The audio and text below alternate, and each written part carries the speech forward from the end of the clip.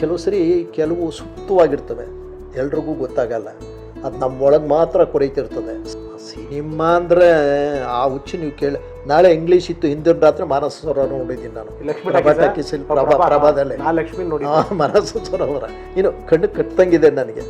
ಅದು ಹೆಂಗೆ ಗೊತ್ತಾಗ, ಕಾಲೇಜಲ್ಲಿ ರಾಜ್ಕುಮಾರ್ ಸಿನಿಮಾ ನೀವು ನೋಡ್ಕೊಂಬಂದ್ಬಿಡ್ತೀನಿ ಅಂದರೆ ನಿಮಗೆ ಬೆಲೆ ಜಾಸ್ತಿ.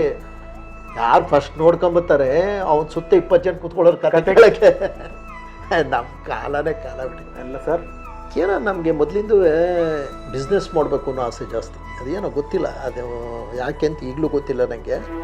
ಆದರೆ ಬಿಸ್ನೆಸ್ ಮ್ಯಾನ್ ಆಗೋಕ್ಕೆ ಕೆಲವು ಅರ್ಹತೆ ಇರಬೇಕು ನಮಗೆ. ನಮಗದಿಲ್ಲ.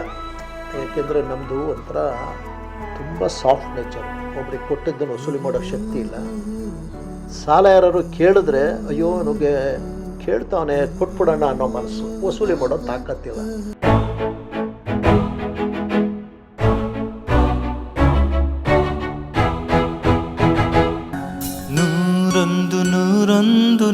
ಹೊನ್ನವಳ್ಳಿ ಕೃಷ್ಣ ಅವರು ನಿಮ್ಮ ರಾಮನಾಥಪುರ ಬರ್ತಿದ್ರು, ಅವರೇ ಸೆಲೆಬ್ರಿಟಿ. ಹೌದು. ನೀವು ಚಾನಲ್ಗೆ ಬಂದಮೇಲೆ ಹೊನ್ನವಳ್ಳಿ ಕೃಷ್ಣ ಅವ್ರನ್ನ ಭೇಟಿಯಾದಾಗ ಈ ವಿಚಾರ ಮಾತಾಡಿದ್ರೆ? ಹೇಳಿದ್ದೀನಿ ಅವ್ರಿಗೆ. ಆಮೇಲೆ ಅವ್ರ ಇಂಟರ್ವ್ಯೂ ಎಲ್ಲ ಮಾಡಿದ್ದೀನಿ. ಸಾಕಷ್ಟು ರಾಜ್ಕುಮಾರ್ ಅವ್ರ ಬಗ್ಗೆ ಹೆಚ್ಚು ಮಾಹಿತಿ ತಿಳ್ಕೊಂಡಿರೋದೇ ನಾನು ಕೃಷ್ಣ ಅವ್ರ ಜೊತೆ. ಅವ್ರು ಯಾವತ್ತು ಸಿಕ್ಕಿದ್ರು ನಾನು ಜಾಸ್ತಿ ಮಾತಾಡ್ತಿದ್ದೆ ರಾಜ್ಕುಮಾರ್ ಅವ್ರ ಬಗ್ಗೆ. ಅವ್ರು ಅನ್ನೋರು, ಮಗ ನೀನು ಯಾವಾಗ ಸಿಕ್ಕಿದ್ರು ಏನು ಮಗ ಅಣ್ಣವ್ರ ಬಗ್ಗೆನೇ ಕೇಳ್ತೀರ. ಇಲ್ಲ, ನಮಗೇನೋ ಅವ್ರ ಬಗ್ಗೆ ಆಸಕ್ತಿ. ಒಬ್ಬ ವ್ಯಕ್ತಿ ಆ ಹಿಮಾಲಯದ ಎತ್ತರಕ್ಕೆ ಬೆಳೀತಾರೆ ಅಂದರೆ ಸುಮ್ಮನೆ ಬೆಳೆದಿರೋದಿಲ್ಲ. ಕಾರಣ ಏನೋ ಒಂದಿಷ್ಟು ಒಳ್ಳೆ ಗುಣಗಳಿರ್ತವೆ.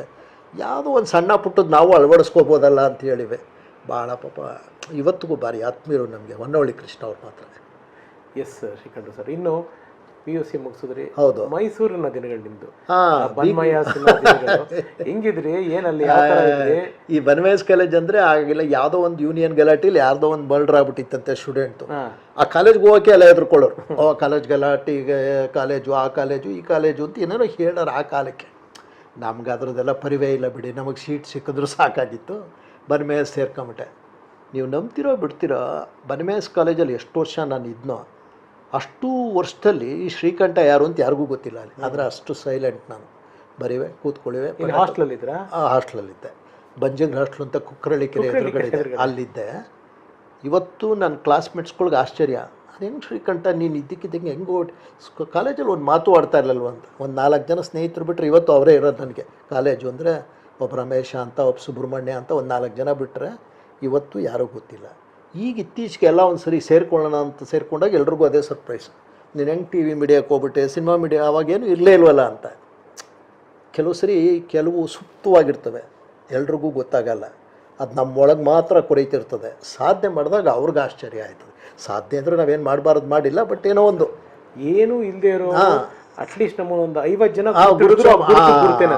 ನಮ್ಮ ಮಟ್ಟಕ್ಕೆ ಅದು ಸಾಧ್ಯ. ಸತ್ಯ ನಿಮ್ಮ ನೀವಾಗ ಅನ್ಕೊಳಕ್ ಹೋಗ್ಬೇಡಿ. ಯಾಕೆಂದ್ರೆ ಎಲ್ಲೋ ಒಂದು ಹಳ್ಳಿ ಒಂದು ಕುಟುಂಬದಲ್ಲಿ ಬಂದವರು ಇವತ್ತು ನಿಮ್ದು ಹೇಳ್ತೀನಿ, ನಿಮ್ಮ ಕೆಲಸಗಳು, ನಿಮ್ಮ ಸಾಧನೆ ನಮಗ್ ಗೊತ್ತದು ಏನೇನು ಅಂತ ನಾ ಹೇಳ್ತೀನಿ.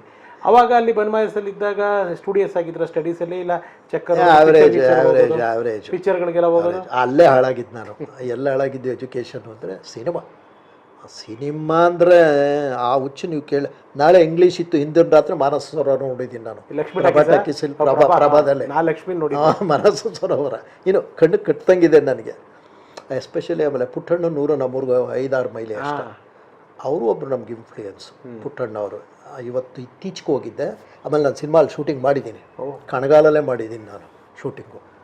ಮೋಸ್ಟ್ ಇನ್ಫ್ಲೂಯೆನ್ಸ್ ಅವರು ಒಬ್ಬರವರೇ ನಮಗೆ ಲೈಫಲ್ಲಿ. ನಿಮಗೆ ನನ್ನ ಸಿನಿಮಾ ಇಂಟ್ರೊಡಕ್ಷನ್ ನೋಡಿದ್ರೆ ಗೊತ್ತಾಗುತ್ತೆ. ನಾನು ಬರ್ತಾ ಇರ್ತೀನಿ, ಮುತ್ತುರಾಜ್ ಬಂದು ಕ್ಯಾಪ್ಚರ್ ಮಾಡ್ತಾರೆ. ಏನೋ ಬೆಂಗಳೂರು ಬಿಟ್ಟು ಓಡೋಗಿದೆಯಾ, ಹಳ್ಳಿಗೆ ಬಂದು ಸೇರ್ಕೊಂಡ್ಬಿಟ್ಟಿದೆಯಲ್ಲ ಅಂತಾರೆ. ಹೋಗಿ ಯಜಮಾನ್ರೆ 25 ವರ್ಷದ ಸಿನಿಮಾ ಸೀರಿಯಲು ಅಂತೆಲ್ಲ ಮಾಡ್ಕೊಂಡು ಏನೂ ಇಲ್ಲ, ನಮ್ಮೂರು ಸೇರ್ಕೊಂಡ್ಬಿಡ್ತೀನಿ ಅಂತ. ಹಂಗೆ ಅನ್ಬೇಡ್ವೋ, ನಿನ್ನ ಮೊದಲಿಂದ ಒಂದು ಆಸೆ ಇದೆ, ಪುಟ್ಟಣ್ಣ ಕಣಗಾಲ ಥರ ಆಗಬೇಕು ಅಂತವ. ನಿನ್ನ ಕಣಗಾಲ ಥರ ಪುಟ್ಟಣ್ಣವ್ರ ಥರ ಮಾಡ್ತೀನಿ, ನಿನ್ನ ಕರ್ಕೊಂಬಂದು ಒಂದು ಸಿನಿಮಾ. ಹಂಗೆ ಶುರುವಾಗೋದು ನಮ್ಮ ಸಿನಿಮಾ. ಶುರುವಾಗೋದೇ ಹಂಗೆ, ಓಪನಿಂಗ್ ಆಗೋದೇ ಹೆಂಗದು ಸಿನಿಮಾ. ಸೊ ಅಲ್ಲಿ ಇವಾಗ ಒಂದೊಂದ್ಸತಿ ನಾನು ಮೊನ್ನೆ ಮೈಸೂರಿಗೆ ಹೌದೌದು ಈ ಸುನಾದ್ ರಾಜ್ ಅವ್ರದ್ದು. ಹೌದು ಸುನಾದ್ ರಾಜ್. ಹೌದು. ನನಗೆ ಬೇಜಾರಾಗಿದ್ದೇನಂದ್ರೆ ಬೇಜಾರು ಇತ್ತದು, ನಮ್ದು ಎಷ್ಟೋ ಜಾಗಗಳು ಯಾವ್ದು ಅದೊಂದು ಲಕ್ಷ್ಮೀ ಟಾಕೀಸ್ ಇರ್ಬೋದು, ರಂಜಿತ್ ಇವತ್ತು ಆ ಲಕ್ಷ್ಮೀ ಟಾಕೀಸ್ ಜಾಗ ನೋಡ್ಬಿಟ್ರೆ ನಿಜವಾಗ್ಲೂ ಮಾತ್ರ. ಅದು ಹೇಳಿದ್ರಲ್ಲಿ ಈಗ ನಮಗೆ ಶಾಂತಾ ಟಾಕ್ಸಲ್ಲಿ ಒಬ್ಬರು ಮೀಸೆ ಮ್ಯಾನೇಜರ್ ಗೊತ್ತೇನೋ ನಿಮಗೂ. ಹಾ ಯಪ್ಪ ಒಂದೇ ಒಂದು ಸಿನಿಮಾ ಬ್ಲಾಕ್ ಟಿಕೆಟ್ ಹೋಗ್ಬಿಡ್ತಾ ಇರಲಿಲ್ಲವರೆಗೂ. ಈ ಪಾಯಿಂಟಿಗೆ ಹೇಳ್ಬಿಡೋರು, ಇನ್ನೆಲ್ಲ ಹೋಗಿ ಯಾರಿಗೂ ಟಿಕೆಟ್ ಸಿಗಲ್ಲ ಅಂತ. ಆಮೇಲೆ ಆ ಹ್ಯೂಜ್ ಪಾರ್ಕಿಂಗು, ಸ್ಕ್ರೀನ್. ನನಗೆ ಮೈಸೂರಲ್ಲಿ ಇವತ್ತಿಗೂ ನಂಬರ್ 1 ಥಿಯೇಟ್ರ್ ಅಂದರೆ ಶಾಂತಲಾನೇ ನೆನಪಾಗೋದು.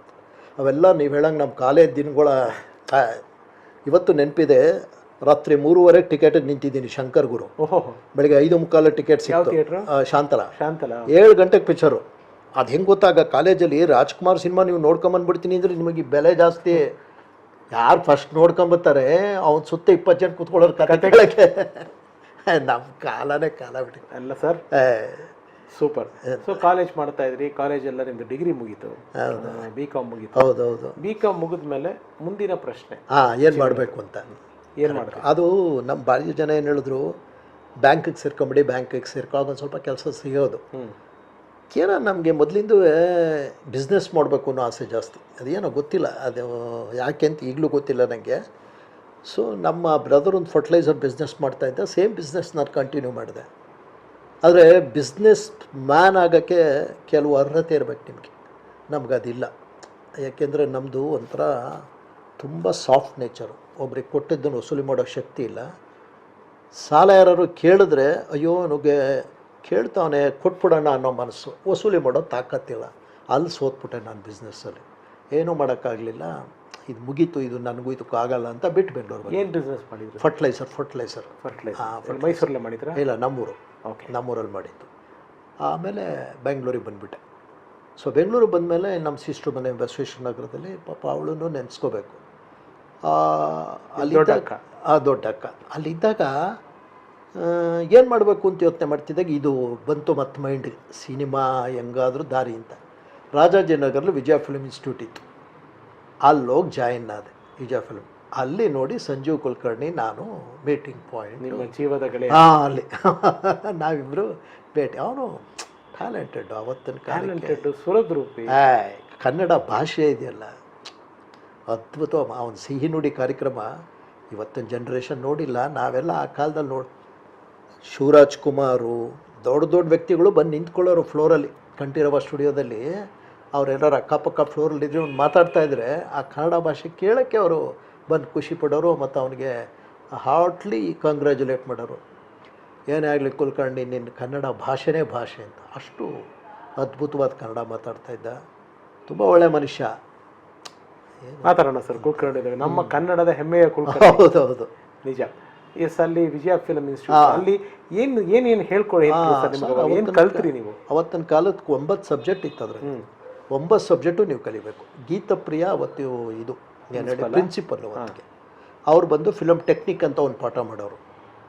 9 ಪಿರಿಯಡ್ಗೆ 9 ಜನ ಲೆಕ್ಚರೇ ಬರೋರು. ಫೈಟ್ ಕಲ್ಸರು, ಡ್ರಾಮಾ ಕಲ್ಸರು, ಮೈಮ್ ಕಲ್ಸರು ಎಲ್ಲ ಇತ್ತು ಸರ್ ಅವತ್ತು.